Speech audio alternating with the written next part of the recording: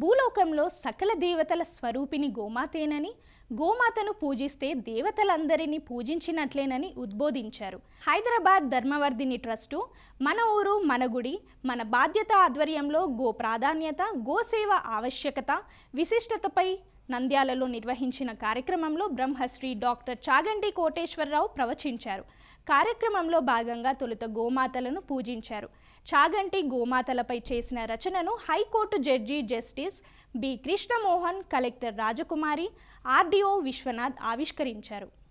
గోవుకొక్క దానికి పూజ చేస్తే సమస్త దేవతలకు పూజ చేసినట్టే.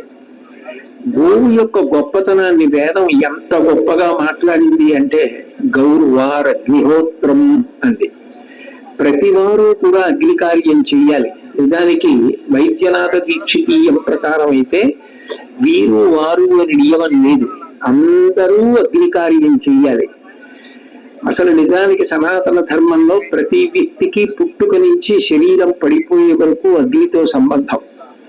అటువంటి అగ్ని ఆరాధన చెయ్యలేకపోతే దానికి ప్రత్యామ్నాయం అత్యంత తేలికైన మార్గం ఏది అంటే గో పూజ, గోవుకి గ్రాసం పెట్టడం.